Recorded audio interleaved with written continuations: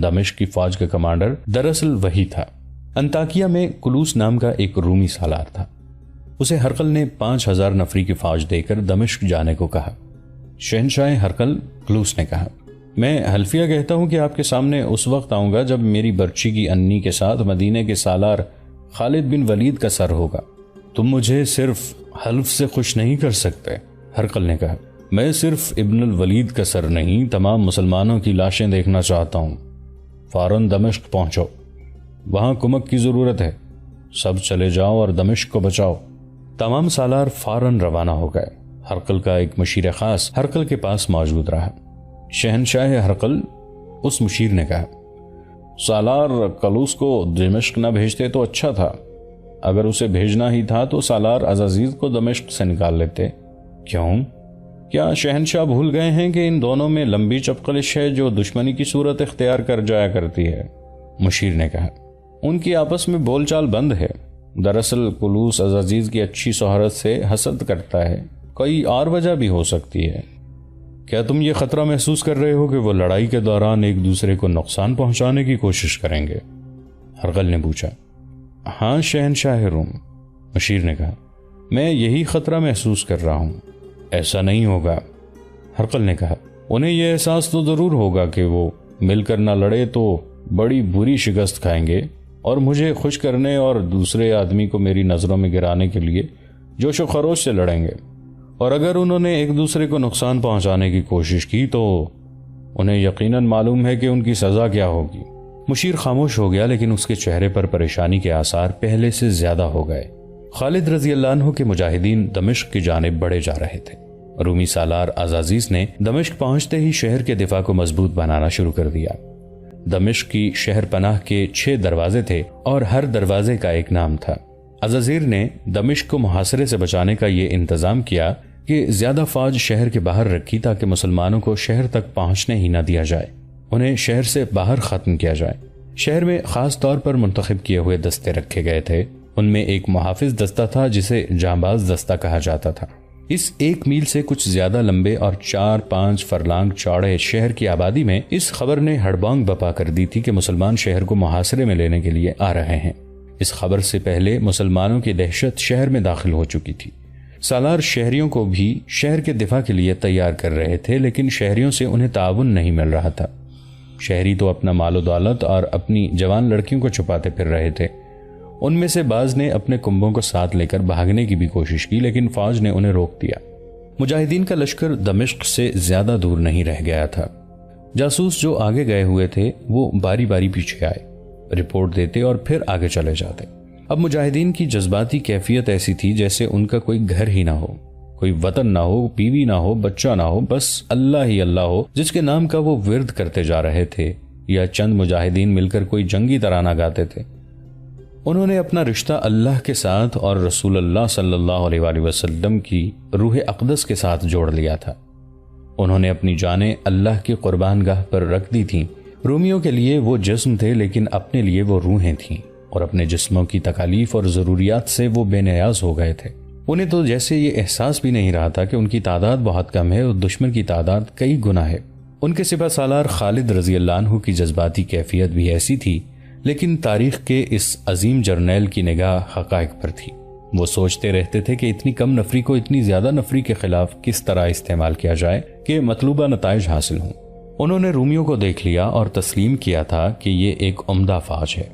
انہوں نے یہ بھی پیش نظر رکھا تھا کہ رومی اپنے ملک میں ہیں اور جو سہولتیں انہیں حاصل ہیں وہ ہمیں نہیں مل سکتی۔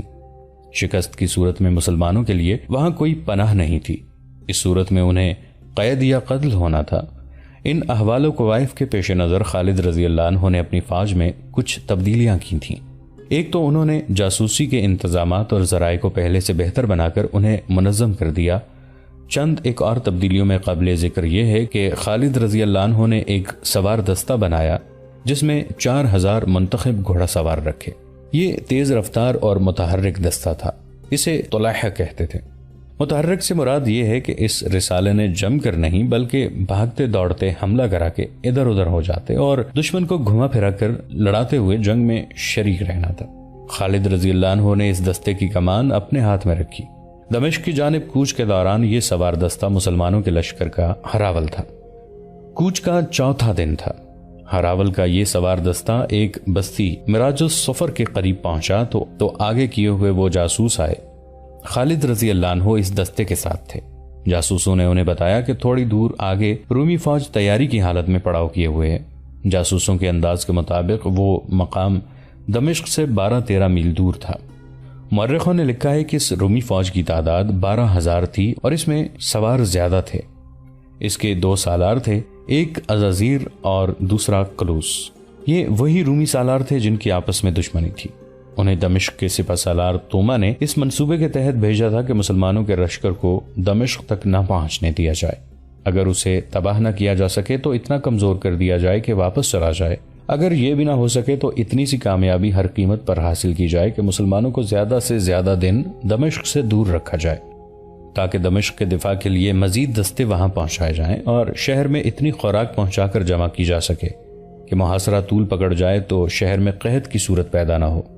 خالد رضی اللہ عنہ کے لیے یہ مسئلہ پیدا ہو گیا کہ ان کے ساتھ ہراول کا صرف یہ سوار دستہ تھا جس کی نفری 4,000 تھی۔ باقی لشکر ابھی بہت دور تھا۔ ہراول کی رفتار تیز تھی۔ دشمن کی موجودگی کی اطلاع پر خالد رضی اللہ عنہ نے رفتار سست کر دی۔ ان کا ایک مقصد تو یہ تھا کہ پورا لشکر آ جائے اور دوسرا یہ کہ دشمن کے قریب شام کو پہنچیں تاکہ رات کو آرام کیا جا سکے اور الصبح لڑائی شروع کی جائے۔ اگر جاسوس آگے گئے ہوئے نہ ہوتے تو خالد رضی اللہ عنہ لا علمی میں 4,000 سواروں کے ساتھ دشمن کے سامنے جا پہنچتے، پھر صورتحال ان کے حق میں نہ رہتی۔ رومیوں کے اس 12,000 کے لشکر نے بڑی اچھی جگہ پڑاؤ ڈالا ہوا تھا۔ وہاں ایک وادی تھی جس میں گھنے درخت تھے اور وہاں ایک پہاڑی تھی۔ رومی اس پہاڑی کے سامنے اور وادی کے منہ میں تھے۔ انہوں نے لڑائی کے لیے یہ جگہ منتخب کی تھی جو ان کو کئی جنگی فائدے دے سکتی تھی۔ مسلمان اس پھندے میں آ سکتے تھے۔ خالد رضی اللہ عنہ نے اپنی رفتار ایسی رکھی کہ سورج غروب ہونے سے ذرا پہلے دشمن کے سامنے پہنچے۔ دشمن سے ان کا فاصلہ 1 میل کے لگ بھگ تھا۔ خالد رضی اللہ عنہ نے اپنے دستے کو روک لیا اور وہیں پڑاؤ ڈالنے کو کہا۔ سورج غروب ہو گیا، اس لیے یہ خطرہ نہ رہا کہ دشمن حملہ کر دے گا۔ جمادی الثانی 13 ہجری کے چاند کی 18ویں تھی۔ آدھی رات کو چاندنی بڑی صاف تھی۔ خالد رضی اللہ عنہ پیادہ آگے چلے گئے۔ رومیوں کے سوار گشتی سنتری گشت پر تھے۔ خالد رضی اللہ عنہ ان سے بچتے پہاڑی تک گئے۔ وہ زمین کے خد و خال کا جائزہ لے رہے تھے۔ رات گزرتے ہی انہیں یہاں لڑنا تھا۔ وہ دیکھ رہے تھے کہ ان کے سوار دستے کے لیے بھاگنے دوڑنے کی جگہ ہے یا نہیں۔ خالد رضی اللہ عنہ کے لیے پریشانی یہ تھی کہ ان کا لشکر بہت دور تھا۔ انہوں نے پیغام تو بھیج دیا تھا کہ رفتار تیز کر دیں، پھر بھی لشکر جلدی نہیں پہنچ سکتا تھا۔ اس کی رفتار تو پہلے ہی تیز تھی، مسلمانوں کا کوچ ہونا ہی تیز تھا۔ 19 اگست 634 ہجری بمطابق 19 جمادی الثانی 13 ہجری کی صبح طلوع ہوئی۔ فجر کی نماز سے فارغ ہوتے ہی خالد رضی اللہ عنہ نے اپنے سوار دستے کو جنگ کی تیاری کا حکم دیا۔ رومی بھی تیاری میں آ گئے۔ خالد رضی اللہ عنہ نے رومیوں کی ترتیب دیکھی تو انہیں شک ہوا کہ رومی حملے میں پہل نہیں کرنا چاہتے۔ خالد رضی اللہ عنہ بھی پہل کرنے کی پوزیشن میں نہیں تھے۔ انہیں اتنا وقت درکار تھا کہ باقی لشکر پہنچ جائے۔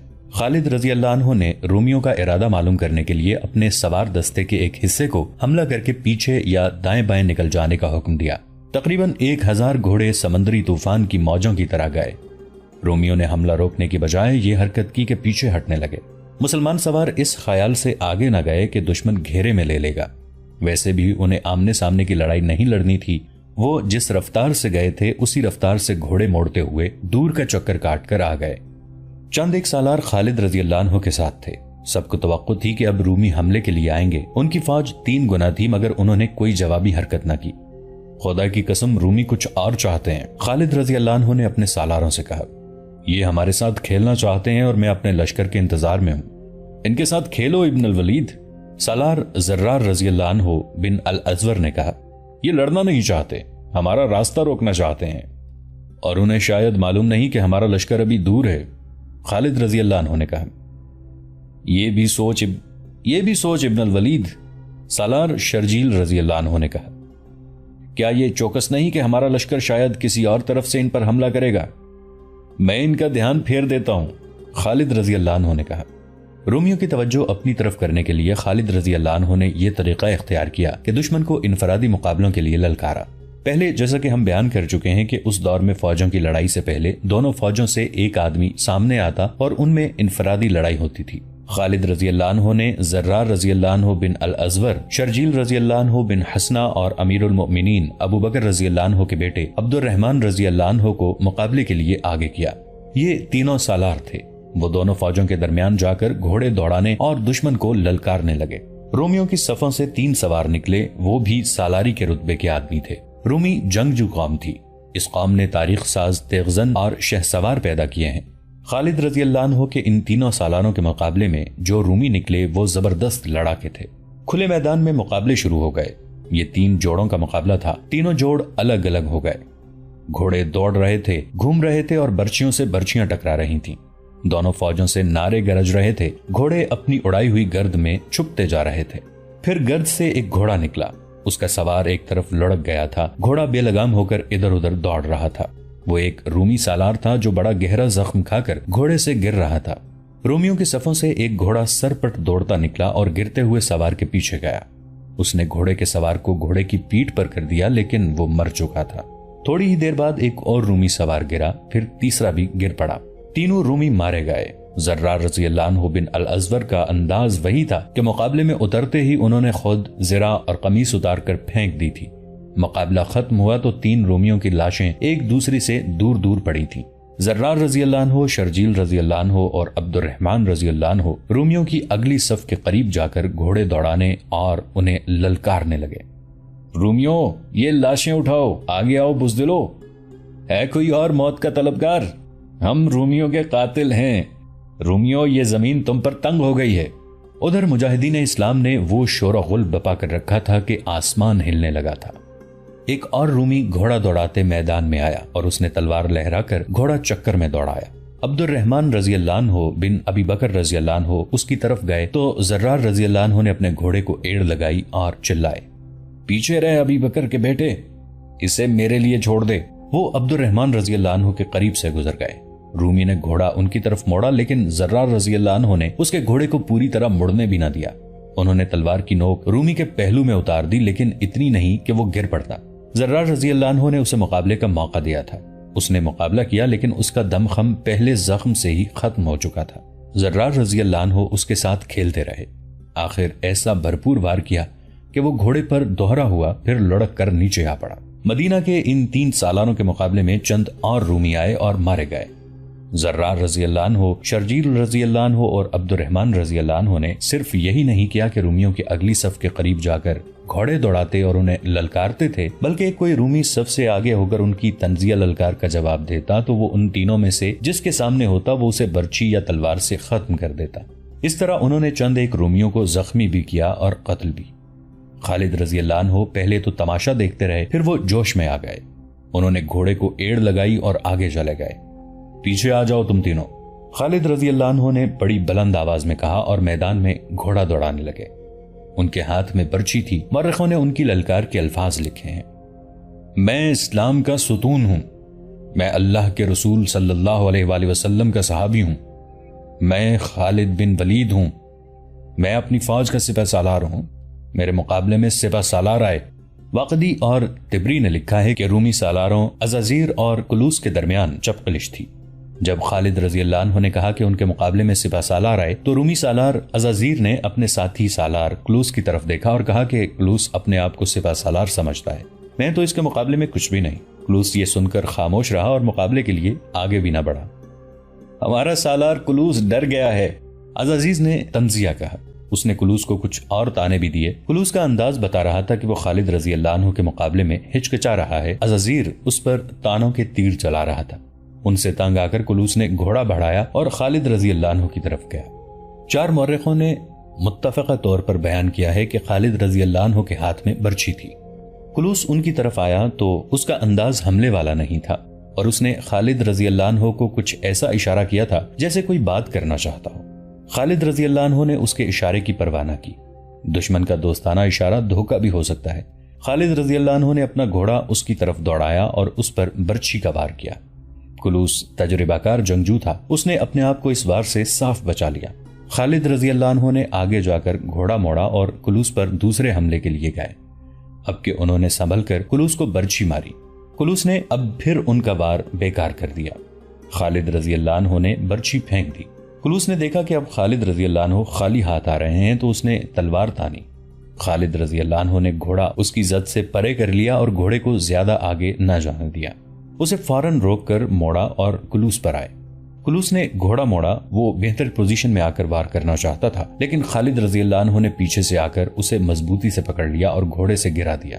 उन्होंने घोड़े से कूदकर कुलूस को दबोच लिया। कुलूस जमीन पर पड़ा था। उसने उठने की जरा सी भी कोशिश न की। खालिद रजी अल्लाह अन्हु ने अपने मुहाफिजों को पुकारा कि आएं। 2-3 मुहाफिज दौड़े गए। खालिद रजी अल्लाह अन्हु ने उन्हें कहा कि कुलूस को कैदी बना लें। इस तरह कुलूस मरने से बच गया और कैदी बन गया। जब कुलूस को कैदी बनाकर खालिद रजी अल्लाह अन्हु के मुहाफिज ले गए तो उसे पीछे ले जाने की बजाय सामने खड़ा कर दिया गया ताकि रूमी उसे देखते रहें। खालिद रजी अल्लाह अन्हु फिर घोड़े पर सवार हो गए और घोड़ा चक्कर में दौड़ाते और रूमियों को ललकारते थे और उनका मजाक भी उड़ाते थे। कुलूस का घोड़ा एक जगह रुक गया था। खालिद रजी अल्लाह अन्हु के इशारे पर उनका एक मुहाफिज कुलूस का घोड़ा पकड़ लाया। खालिद रजी अल्लाह अन्हु की ललकार के जवाब में अब रूमी सालार अज़ाज़ीर सामने आया। ओ कुलूस! सालार अज़ाज़ीज ने खालिद रजी अल्लाह अन्हु को ललकारने के बजाय अपने साथी सालार कुलूस को ललकार कर ताना दिया। देख ले अपना अंजाम बुज़दिल कमीने, तू मुझे रुस्वा कर रहा था, अब मेरी तलवार का कमाल देख। उसने खालिद रजी अल्लाह अन्हु पर हमला करने के बजाय घोड़ा आम चाल से खालिद रजी अल्लाह अन्हु की तरफ बढ़ाया और खालिद रजी अल्लाह अन्हु से तंजिया लहजे में कहा, अरबी भाई, मैं तुझसे कुछ पूछूंगा, मेरे करीब आ जा। ओ अल्लाह के दुश्मन! खालिद रजी अल्लाह अन्हु ने उसकी तंज को समझते हुए कहा, मैं तेरे करीब गया तो तेरा सर तेरे जिस्म के साथ नहीं रहेगा, तू ही आ जा। अज़ाज़ीर ने तलवार निकाली और खालिद रजी अल्लाह अन्हु की तरफ आया, लेकिन वो हंस रहा था जैसे खालिद रजी अल्लाह अन्हु को कुछ समझता ही ना हो। वो खालिद रजी अल्लाह अन्हु से कुछ दूर रुक गया। अरबी भाई, उसने कहा, तुझे मेरे मुकाबले में आने को किसने कहा है? क्या तूने सोचा नहीं कि तू मेरे हाथों मारा जाएगा? क्या तूने सोचा नहीं कि तू मेरे हाथों मारा जाएगा तो तेरे साथी सालार तेरे बगैर क्या करेंगे? अल्लाह से दुश्मनी रखने वाले रूमी, खालिद रजी अल्लाह अन्हु ने कहा, क्या तूने देखा नहीं कि मेरे साथियों ने क्या कर दिखाया है? उन्हें अगर मेरी इजाजत होती तो ये तेरे इस सारे लश्कर को इसी तरह काट देते जिस तरह तेरे ये साथी कटे हुए मुर्दा पड़े हैं। मेरे साथी आखिरत से मोहब्बत करते हैं, ये दुनिया और ये जिंदगी तो उनके लिए कुछ भी नहीं। तू है कौन? मैं तुझे नहीं जानता। ओ बदकिस्मत अरबी! अज़ाज़ीर ने खालिद रजी अल्लाह अन्हु का मजाक उड़ाने के लहजे में कहा, मैं इस मुल्क का जाबिर सालार हूं, तेरे लिए कहर हूं, मैं फारसियों का कातिल हूं, तुर्कों के लश्कर को बर्बाद करने वाला हूं। मैं तेरा नाम पूछ रहा हूं। खालिद रजी अल्लाह अन्हु ने कहा, मैं मौत का फरिश्ता हूं। अज़ाज़ीर ने कहा, मेरा नाम अज़ाज़ीर है लेकिन मैं इज़राइल हूं। खुदा की कसम, जिस मौत का तू फरिश्ता है वो मौत तुझे ढूंढ रही है। खालिद रजी अल्लाह अन्हु ने कहा, वो तुझे जहन्नम के सबसे निचले वाले हिस्से में पहुंचाएगी। अज़ाज़ीर को खालिद रजी अल्लाह अन्हु की इस तंज पर भड़क उठना चाहिए था, लेकिन उसने अपने आप को ठंडा रखा। मेरे अरबी भाई, उसने खालिद रजी अल्लाह अन्हु से कहा, तू कुलूस के साथ क्या सलूक कर रहा है जो तेरी कैद में है? वो देख रूमी सालार। खालिद रजी अल्लाह अन्हु ने जवाब दिया, तेरा सालार बंधा हुआ है। अज़ाज़ीर का रवैया और लहजा और ज्यादा ठंडा हो गया। क्या वजह है कि तूने इसे अभी तक कत्ल नहीं किया? अज़ाज़ीर ने कहा, तू नहीं जानता कि रोमियो में अगर कोई सबसे ज्यादा अय्यार और शैतान है तो वो कुलूस है। तू उसे कत्ल क्यों नहीं करता? कोई वजह नहीं, खालिद रजी अल्लाह अन्हु ने कहा, सिर्फ ये इरादा है कि तुम दोनों को इकट्ठा कत्ल करूंगा। इन दोनों रूमी सालारों की आपस की दुश्मनी इतनी ज्यादा थी कि वो खालिद रजी अल्लाह अन्हु की किसी बात पर भड़कता ही नहीं था। मेरी एक बात पर कान धर अरबी सालार, अज़ाज़ीर ने दोस्ताना लहजे में कहा, अगर तू कुलूस को मेरे सामने कत्ल कर दे तो मैं तुझे 1000 दीनार दूंगा, 10 कबाएं रेशम की और आला नस्ल के 5 घोड़े दूंगा। और रूम के जाबिर सालार, खालिद रजी अल्लाह अन्हु ने कहा, यह सब तू मुझे कुलूस को कत्ल करने का इनाम दे रहा है? यह बता कि मेरे हाथों कत्ल होने से बचने के लिए तू मुझे क्या देगा? अपनी जान की कीमत बता दे। तू ही बता, अज़ाज़ीर ने कहा। क्या लेगा? जिजिया, खालिद रजी अल्लाह अन्हु ने कहा। अगर नहीं तो इस्लाम कबूल कर ले। अब अज़ाज़ीर भड़का।